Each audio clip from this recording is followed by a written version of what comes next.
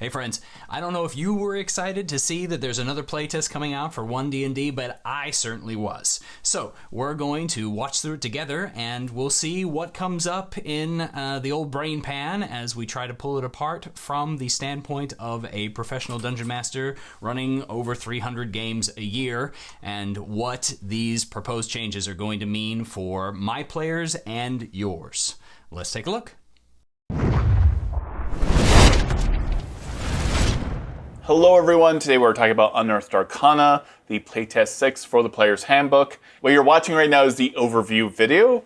Tomorrow we will release all of the videos going into all the classes and some more specifics as to what is in the Unearthed Arcana. This is the biggest one so far, right? Right. The previous Unearthed Arcana was the biggest Unearthed Arcana ever.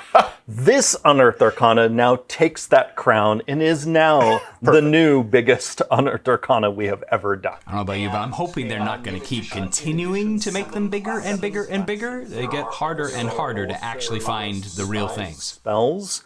There's even a brand new spell. There are brand new subclasses, because also for the first time in the playtest series, the classes that appear here all have multiple subclasses now. And so some of those subclasses are revisions of beloved subclasses from 2014. Right. And in a few cases, we are introducing entirely new subclasses. This is the first Unearthed Arcana in the series that represents a lot of refinement based on the playtest feedback that we've been receiving previously in the series. You and I talked in a previous video about this UA really representing the start of a new chapter in this series, because now we're really focusing on refining those things that are going to end up in the 2024 version of the Player's Handbook. That is kind of a bolder statement from my standpoint than probably Crawford intended, or maybe you might catch on to. Not only is he saying here that a lot of our voice is supposed to have been heard in what's coming out in this playtest document, but also that it's getting closer and closer to the finished product and should more and more represent what they're actually intending to put out into the world and what they think that we want to see put out into the world. And you're going to see here the return of some features from 2014 that might have been absent in earlier versions of this playtest material. They're going to see brand new features inspired by the playtest feedback we've received. So there is a lot to ingest here. Weapon Mastery is now in this Unearthed Arcana. We introduced that in the previous one. It was a huge hit. We now have the scores from the most recent playtest survey, and Weapon Mastery is here to stay. We will be refining it. We'll be digging into the details of some of those options. But now that we've seen that this feature is beloved, it now appears in additional classes. You're going to see it in this Unearthed Arcana in the Rogue, the Ranger, the Paladin, the Monk, and now those classes get to have new tactical experiences because of the introduction of Weapon Mastery.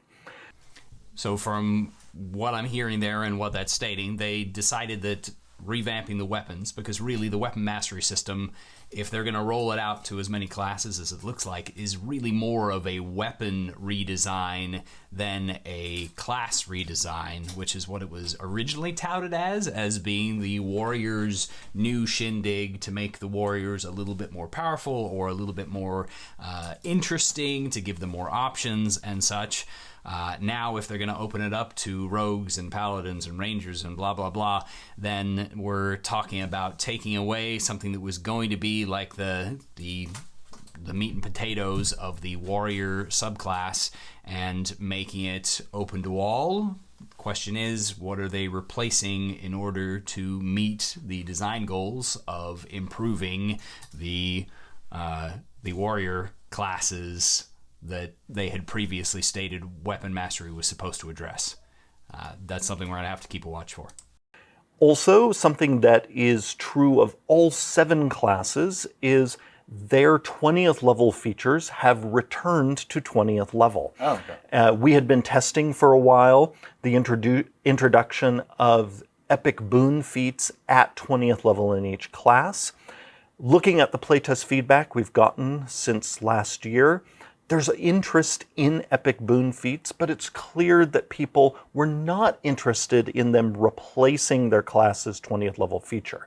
Now, they never actually technically replaced them because we had taken those 20th level features and moved them to 18th level, but really the sentiment has been that people want their 20th level feature to be specific to their class. I would concur that epic boons at the 20th level felt like a complete cop-out. Every time I read one of the playtest documents and got to the epic boons, it was pretty much a yeah, epic boons, they start at level 20, blah, blah, blah, blah, blah. Nobody cares, and I think they're probably trying to downplay just how much nobody cares about the epic boons system there. And definitely I agree that every class should have things that are maybe a little more specific to the class at 20th level. However, I highly disagree as a DM that runs campaigns that actually reach level 20 that putting the level 18 ability to level 18, like swapping it back to how it was in the 2014 Player's Handbook, is an improvement. That's not an improvement. It is one of the most commented on and complained about things in the 2014 Player's Handbook, that when you get to level 20, you finally get your capstone ability, and then you don't get to play with it because your campaign is over. Unless you're going to push it out into epic levels, you just don't get enough playtime at the top level. Bringing it to 18 was the least that we could do to make those abilities more accessible in high-tier play. And if they wanted to not have the 20th level feature feel like a cop-out that was just open to whatever class you happen to belong to, then either give some more of a lower level ability, give extra use at a 20th level, or come up with some new stuff for 20th level that's not huge and crazy, but gives that extra little bit of juice. But just moving the 18th back to 20, I personally think that's a complete mistake. There's a note in the Unearthed Arcana that we will continue to explore epic boon feats, but we'll do that in a future Unearthed Arcana. And so now the focus is back on the 20th level features that each class gets. In some cases, those features are the same as they were in 2014, but then in other cases, we have introduced some brand new 20th level features.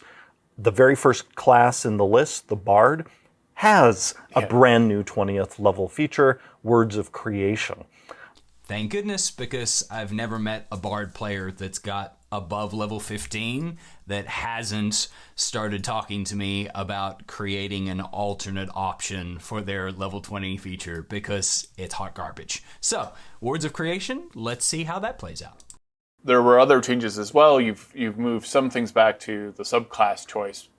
Starts earlier. Yes, as you and I chatted about in one of our previous videos, we have shifted the subclass progressions for all of the classes to match their 2014 progressions. It was a fun experiment to see how it would work if every class proceeded through their subclass levels at the same time.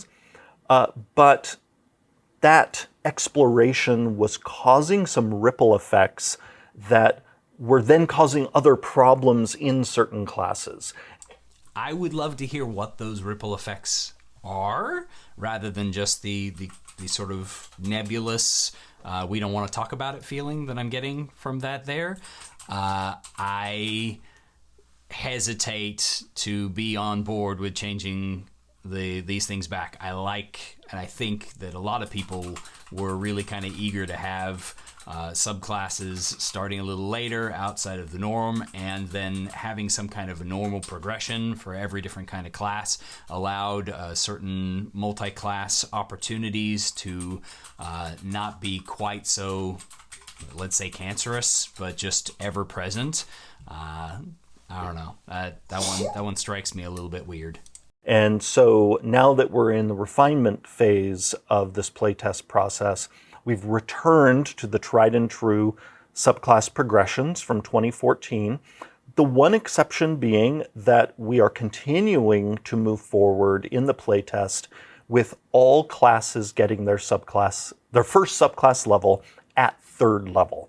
That has actually been working well in the playtest, whereas the later level changes were not delivering the goods, basically. They were not increasing fun enough to justify some of the ripple effects in the classes. And so we have found that by returning to the 2014 level progression, we've not only been able to ensure cleaner compatibility with subclasses that are already in print, but it's also opened up space for us to do some exciting new design. We'll talk a bit about that when we get to the Rogue, for instance. All right, so that does address some of my concerns, because the level 3 start for subclasses is by far the best thing that has come out of that kind of playing around with the subclasses that they've been doing.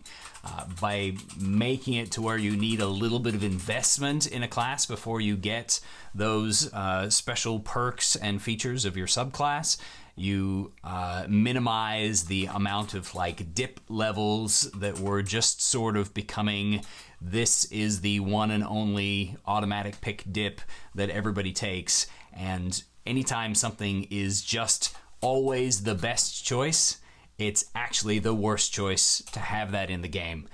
In my opinion, of course. There's always other opinions. Yours might differ. Feel free to comment if you think otherwise. Returning to the 2014 subclass level progression opened up space in the Rogues class table for us to create a brand new feature for the whole class called Cunning Strike. But we'll talk more about that when we get to the Rogue.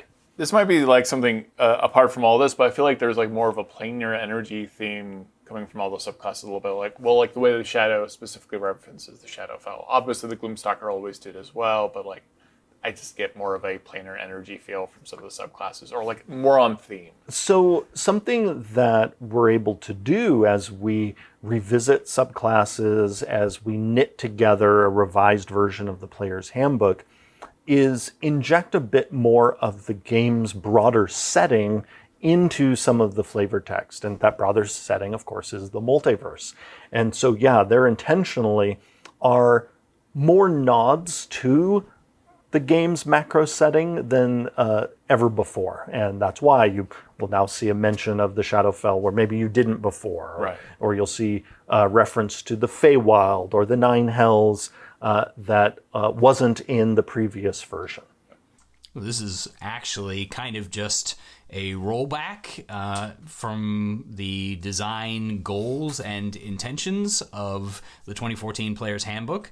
One of the things that was touted at the time then was that the books weren't going to involve a lot of base setting, that you would apply your setting later so that homebrewers could apply their homebrew setting, and if you were a Forgotten Realms fan or a Greyhawk fan or a Dark Suns fan, then you could inject the world that you felt like in order to fit things. So what they're basically trying to do now, it seems, is to create the overarching world that always sort of existed and codify those things and bring the lore that they're putting into all of the books that they're putting out and just put that lore into the game instead of trying to pretend that it's system agnostic and can do everything, because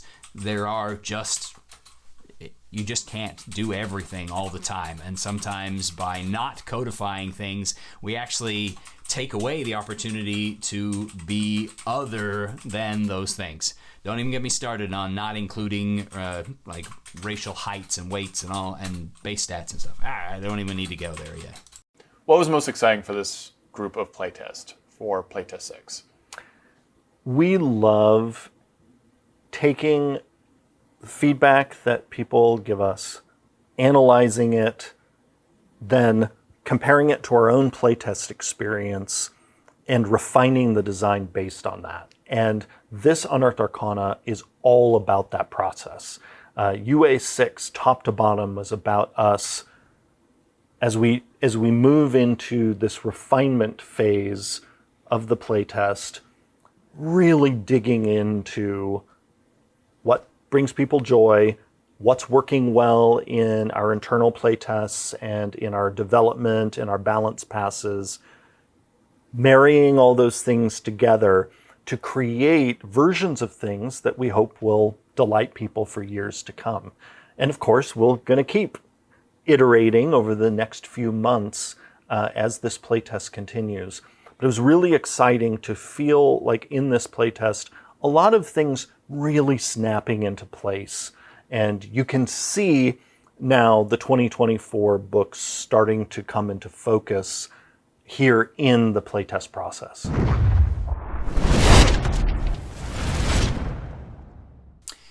All right, well, there we have it. Obviously, there's a super lack of details on this, and we're going to get to find out more about that real soon as we get the playtest materials, as we start to see other videos being brought out to give us more of the actual nitty-gritty. 7 classes this time is going to take an awful lot of reviewing, and if this thing is even bigger than the last playtest document, I'm not honestly sure how much of it is going to be actively playtested by the community. That's one of the problems with these big release, long time period releases, instead of like short and snappy releases that are going to have lots of little things to get back on. But at the same time, I know we've all been excited to see what they're going to do with the monk. I know there's a lot of mixed opinion about how effective they are now versus what they might be doing with it. And if the feedback results from the previous classes, like satisfaction reports, is anything to go by, there was a lot of work that needed to happen on these classes that are being redone. So it'll be interesting to see what the changes are. I'm glad that they are keeping subclasses at level 3. I think that is a big power move. I think the biggest failure there was misinterpreting a lack of interest in epic boons being a 20th level feature and seeing that as a bit of a cop-out, with meaning that your biggest, baddest, coolest feature should wait until you're done with your career. I just flat out disagree, and unfortunately, I think that there are probably only a handful of people, particularly in their design team and the like. I don't know how many of them are running level 20 campaigns, or campaigns that run to level 20, particularly in playtesting, considering that they don't put out materials for the high levels of play pretty much ever. So what would they know about how those are supposed to run and how they're going to feel to the players, which is really where it's at. And then, of course, the changes to the weapon mastery system by broadening it out to make it accessible to more classes. You do improve the really boring weapon system that 5th edition has been stuck with for this past decade. But at the same time, you're no longer helping the melee classes, those of them that have like traditionally suffered most, to come in line with the other classes and the spellcasters in particular. Having more tactical options in terms of what weapon you choose does not make enough of a difference to your fighter class, warrior group characters compared to your mages and even your experts. So we'll see what they've done to try and improve those things, and hopefully I'm going to be completely wrong and they're going to have awesome stuff all over the place. I will not hold my breath for that, and I don't suggest that you do either, but if there's something that you're really excited to see, I'd love to hear about it. We can talk about it, and I as well will be really excited to see what happens and what other details they're going to give us in just a few hours. Have a great day. Thanks for watching.